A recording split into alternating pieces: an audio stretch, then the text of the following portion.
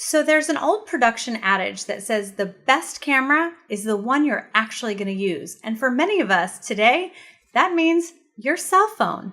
So I want to go over a few do's and don'ts when it comes to using your smartphone to film your online videos. And that is coming up next. Hey, welcome back. It's Tracy with VideoScriptSuccess.com, where I help you take your brilliant but scattered ideas and turn them into online videos that convert.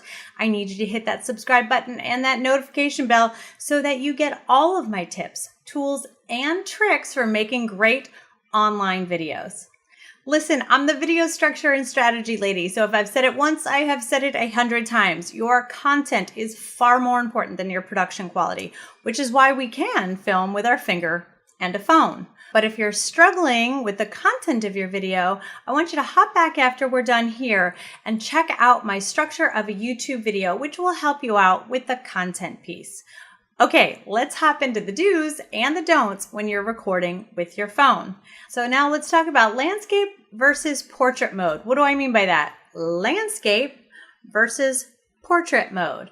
For years, I have been browbeating my audience into filming the way that your phone was designed, which is horizontally, widescreen. That is how your phone was designed to record, and it will look much better. But people are starting to show up more on their phones, and your phone is vertical. So it kind of depends on what you're filming. If you're filming an Instagram video or a Facebook Live, oh my gosh, I know my audience just went, did she just say that we could film our Facebook Lives portrait mode? I did. So Facebook Lives, Instagram, it's okay to film your videos portrait mode, but if you're doing something a little more polished, like a YouTube video, opt-in video, homepage video, something like that, I want you to hold it horizontally because the quality is going to be much better. To zoom or not to zoom, and that's what we're going to talk about now. It's pretty easy. The answer is hard no. Do not use your phone's internal zoom to record your videos. Why? Let me geek out with you a little bit here. There's something called an optical zoom and a digital zoom. An optical zoom is when you put a lens on a camera, or you can even get those little cute clip-on ones to put on your smartphone. That would work too. That's an optical zoom, which means that it's actually enlarging the picture, right? So you're actually taking the quality of the picture stays the same.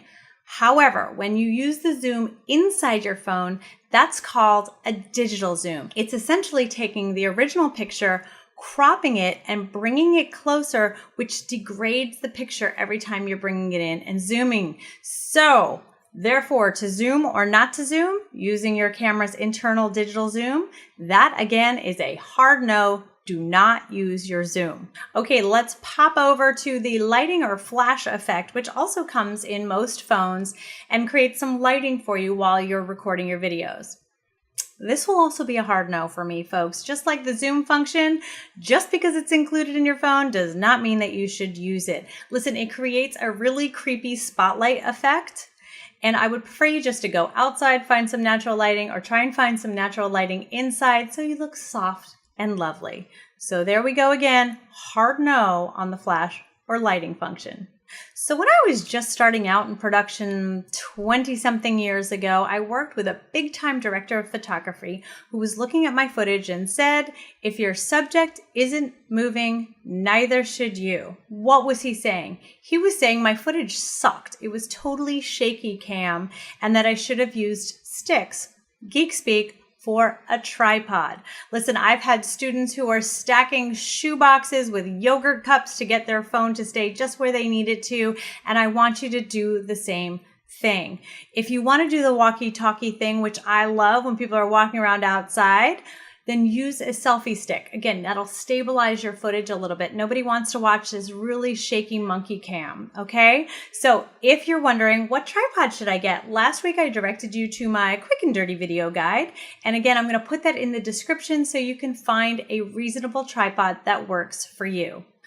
Okay, that about does it, but I do have one more little gift for you, and that is an amazing app called Filmic Pro that basically gives your smartphone DSLR capabilities, right? So at the flip of a switch, or I should say the download of an app, you will be able to white balance, fix your color space, focus, pick your lighting. I know, it's amazing. And if you're like, I don't know how to use it or where to find it, hop on down to the description and I'm going to put a link to both of those apps for Android and iPhone, but I'm also going to send you over to my buddy Justin at Primal Video and he'll give you a tutorial on exactly how to use Filmic Pro with your phone. Now, if you have found this video helpful, and I really hope you have, I'd love you to hit that subscribe button and that notification bell, and I'll see you right here next week.